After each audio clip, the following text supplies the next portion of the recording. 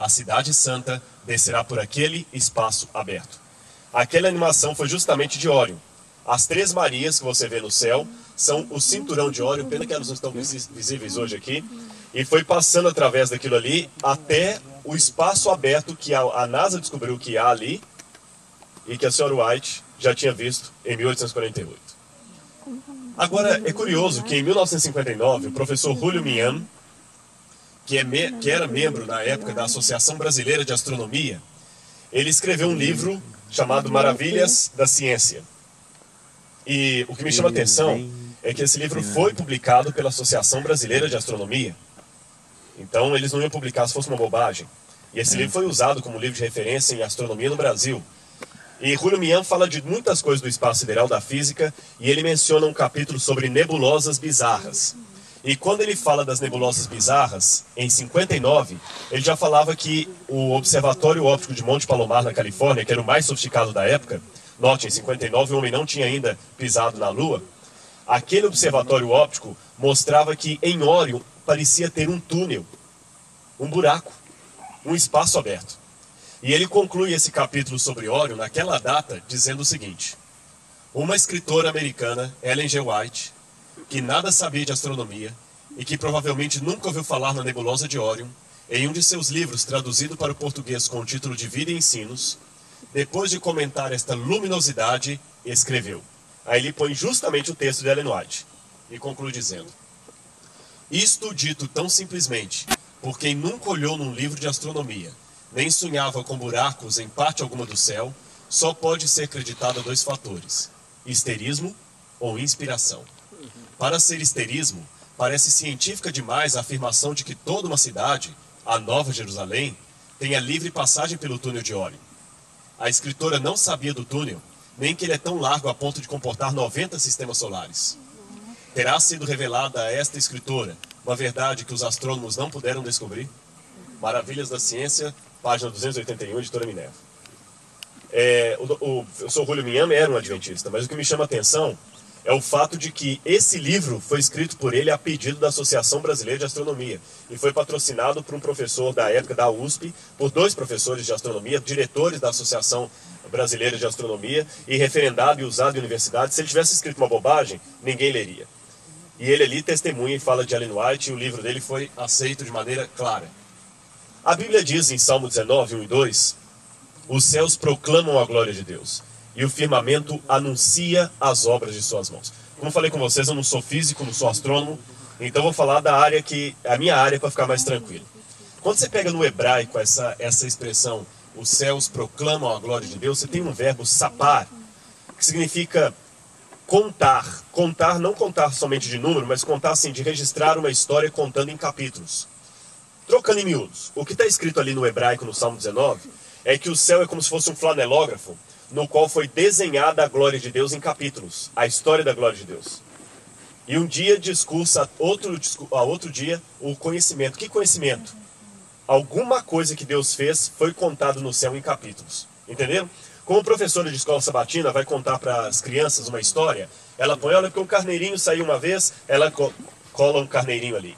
O que o Salmo está dito é que o céu é como se fosse um flanelógrafo no qual está estampada a glória de Deus. Agora, que conhecimento seria esse? Para mim, o conhecimento adâmico. Deus chegou para Adão e Eva depois do pecado e falou, olha, eu vou dar o Messias para vocês, eu vou dar a salvação para vocês. Existe uma tradição muito antiga que eu queria compartilhar com vocês.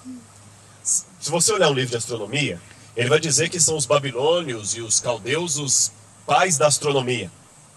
Porém, olha o que diz esse livro aqui de Ballinger, The Witness of the Stars. Descobertas arqueológicas têm mostrado que antigas tradições da Pérsia e da Arábia dizem que Adão, Sete e Enoque foram os primeiros astrônomos que deram nome às constelações. Será que é isso? Eu vou mostrar. Flávio Joséfo, que foi um historiador do primeiro século, e me chama a atenção por isso. A Bíblia não menciona isso, nem o Espírito de Profecia. Mas você sabe que nem tudo o Espírito de Profecia a Bíblia conta. Por exemplo, na Bíblia não fala como Pedro morreu. Mas você sabe como ele morreu. Ele morreu crucificado de cabeça para baixo. No Antigo Testamento não conta que Enoque profetizou a vinda de Jesus. Mas o livro de Judas fala que Enoque profetizou a vinda de Jesus. Então esses autores do passado, eles tinham acesso a documentos que hoje se perderam. Muitas bibliotecas foram queimadas. Flávio Josefo, que viveu no primeiro século depois de Cristo, que era contemporâneo daquela época, ele viu Jerusalém sendo destruída no ano 70. Flávio Josefo tinha acesso a uma informação que confirmava aquele negócio, que Adão, Sete e Enoque foram os primeiros astrônomos. Olha o que Flávio Josefo escreve aqui no livro Antiguidades Judaicas. Adão, Sete e Enoque são os inventores desse conhecimento especializado em estrelas e suas ordens. E para que sua visão não fosse perdida, seus descendentes fizeram 2 pilares de pedras e tijolos. O que a tradição diz é o seguinte, que como não havia escrita na época, Adão, quando estava perto de morrer, ficou com medo do conhecimento a respeito da vinda do Messias se perder.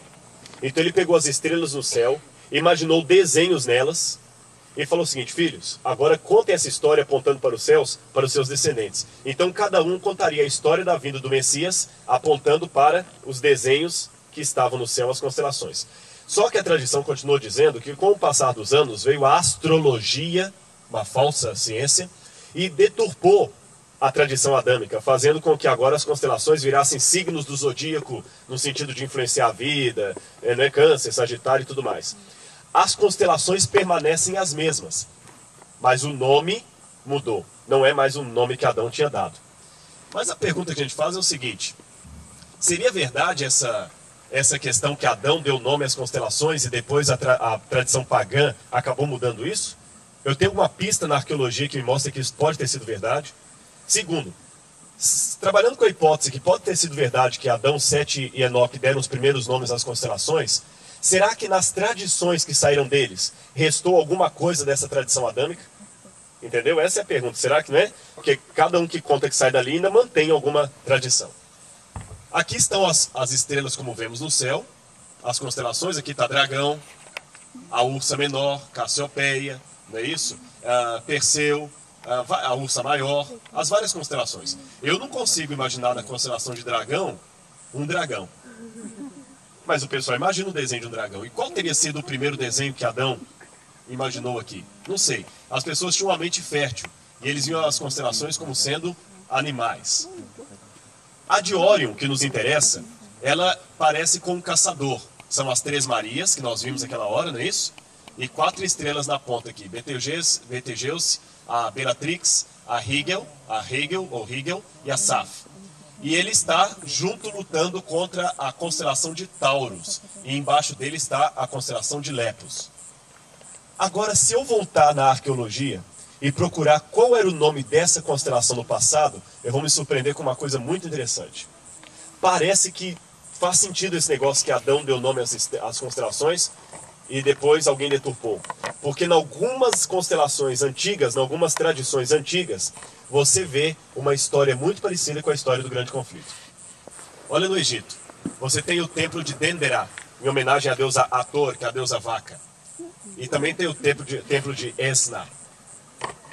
Aqui há colunas, e nas colunas estão desenhadas mapas das estrelas. Lembra que José falou que as pessoas costumavam colocar em colunas desenhos das estrelas? Então aqui nós vamos ver uma dessas colunas lá do templo. A constelação de Órion aparece no centro. Aqui aparece a constelação de Órion, num barco celestial. E ela está descrevendo